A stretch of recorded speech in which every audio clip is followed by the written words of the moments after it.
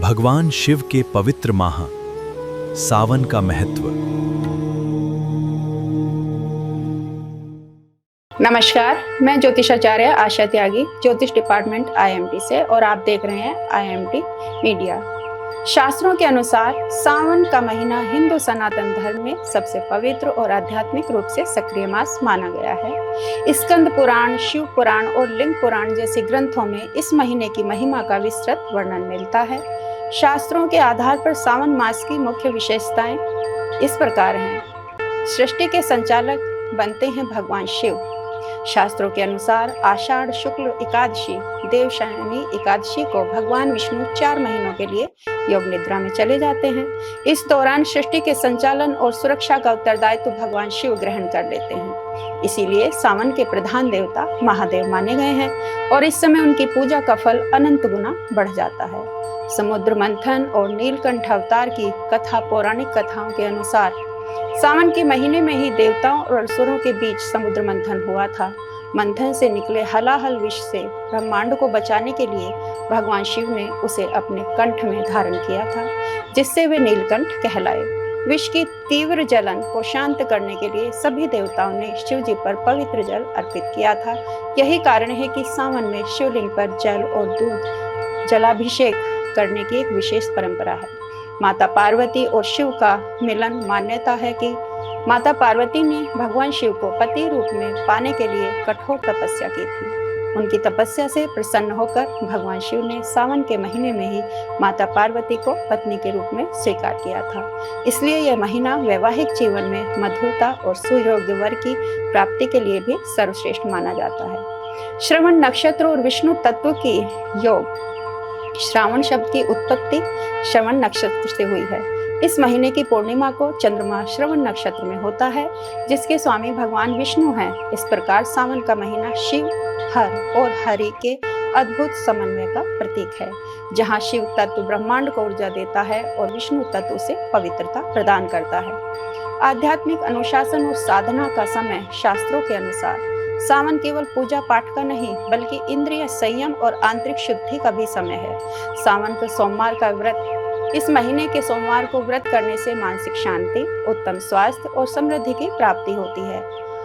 मंगला गौरी व्रत। सावन के प्रत्येक मंगलवार को देवी पार्वती, जिसे हम मंगला गौरी कहते हैं, की पूजा सुहागिन महिलाओं के सौभाग्य की रक्षा करती है। वर्जित नियम। आयुर्वेद और शास्त्रों के अनुसार इस महीने में तामसिक भोजन जैसे प्याज, लहसुन, मांस, मदिरा का पूरी तरह त्याग कर देना चाहिए, क्योंकि वर्षा ऋतु में पाचन तंत्र कमजोर होता है। तो साइंटिफिक रीजन भी इसके पीछे एक महत्वपूर्ण भूमिका निभाता है। सावन के महीने में तामसिक भोजन, हरी पत्तेदार सब्जियां और क्रोध या अपमानजनक भाषा का प्रयोग हमें नहीं करना चाहिए। इस दौरान संयम, सात्विकता और भगवान शिव की नियमित आराधना पर विशेष ध्यान दिया जाता है। खान पान से जुड़े हुए परहेज हमको नशा मुक्ति, मदिरा और किसी भी शराब या तंबाकू का सेवन पूरी तरीके से वर्जित माना गया है। प्याज और लहसुन को तामसिक श्रेणी में रखा गया है, इसलिए सात्विकता बनाए रखने के लिए इनका त्याग भी किया जाता है। हरी पत्तेदार सब्जियां बारिश के मौसम में संक्रमण और कीटों के खतरे के कारण, जैसे पालक है, मेथी है, पत्तेदार सब्जियां, इनसे दूरी बनाए रखने की परंपरा है। हमारा सनातन पूरी तरीके से विज्ञान पर आधारित है। कच्चा दूध या कढ़ी कुछ परंपराओं में इससे भी वर्जित माना गया है। पूजा पाठ के नियम। कुछ चीजें शिव पर चढ़ाई जाती हैं, कुछ नहीं। तो क्या चीजें ना चढ़ाएं, सबसे पहले इस बारे में बात करते हैं। शिवलिंग पर कभी भी हल्दी, कुमकुम, सिंदूर, तुलसी के पत्ते, केतकी के फूल या शंख से जल अर्पित नहीं करना चाहिए। काले वस्त्र ना पहने। पूजा या शुभ कार्यों के दौरान खिलते हुए रंग के या हल्के रंग के कपड़े ही पहनने चाहिए, काले रंग से बचना चाहिए। आचरण और दिनचर्या में क्रोध और कटु वचन से बचना चाहिए। किसी का अपमान ना करें, झूठ ना बोलें और घर परिवार में कलह या वाद विवाद से बचें। दिन में सोना भी वर्जित है। दिन के समय सोने के बजाय आप अपना समय शिव आराधना और मंत्र जाप में व्यतीत करें। सावन के सोमवार में आप क्या क्या खाएं, ये भी एक सवाल है। साबूदाना और सिंघाड़े का आटा खा सकते हैं। यह व्रत पूरी तरह सात्विक और फलाहारी होता है। फल और ड्राई फ्रूट्स, ताजे फल जैसे केला, सेब, पपीता, अनार और मौसमी फल, सूखे मेवे, बादाम, काजू, किशमिश और मखाना, तरल पदार्थ जैसे नारियल पानी, दूध और सादा दही व्रत की चीजें इस व्रत में खा सकते हैं। साबूदाने की खिचड़ी, आटा, कुट्टू या सिंगाड़े के आटे या पकौड़ी इस व्रत में खाए जा सकते हैं। मंगला गौरी व्रत मुख्य रूप से हिंदू महिलाओं द्वारा पति की लंबी आयु, अखंड सौभाग्य और सुखी दाम्पत्य के लिए रखा जाने वाला एक अत्यंत पवित्र व्रत है। यह व्रत सावन महीने में आने वाले सभी मंगलवार को माता पार्वती के मंगला गौरी रूप को समर्पित करके किया जाता है। व्रत का महत्व और लाभ।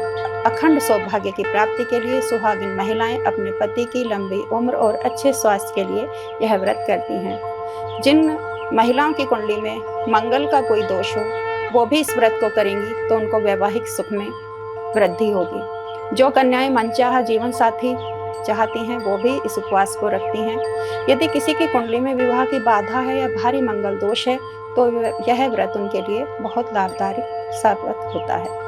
धार्मिक मान्यताओं के अनुसार इस व्रत की शुरुआत करने के बाद इसे लगातार 5 वर्षों तक किया जाता है और फिर विधि विधान से इसका उद्यापन किया जाता है।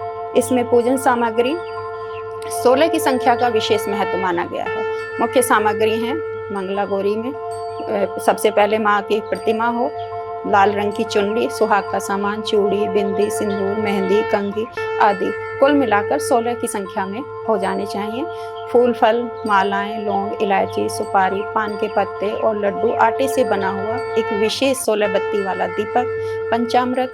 पंचामृत में आता है दूध, दही, घी, शहद, चीनी, कलावा, चंदन, अक्षत और धूप कपूर। आसान सी विधि है इस व्रत की। सुबह सुबह आप संकल्प लें, ब्रह्ममुहूर्त में उठकर स्नान करें और लाल या पीले रंग के स्वच्छ वस्त्र पहने, हाथ में जल लेकर माँ गौरी के व्रत के संकल्प लें।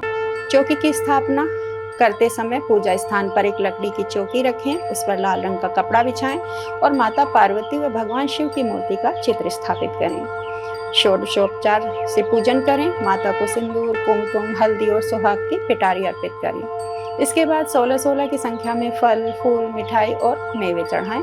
मंत्र जाप इसमें सर्व मंगल मांगल्ये शिवे सर्वार्थ साधिके शरण्ये त्र्यंबके गौरी नारायणी नमोस्तुते।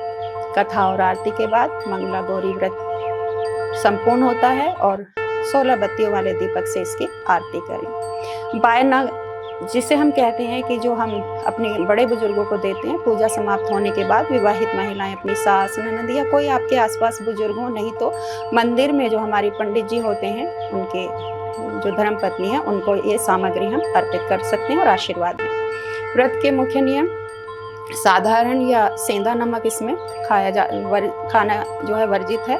दिन भर उपवास रखने के बाद शाम को आरती के बाद एक समय बिना नमक का सात्विक भोजन या फलाहार जैसा भी आप कर सकते हैं। इसमें साबूदाना या कुट्टू के आटे का हलवा ग्रहण किया जा सकता है।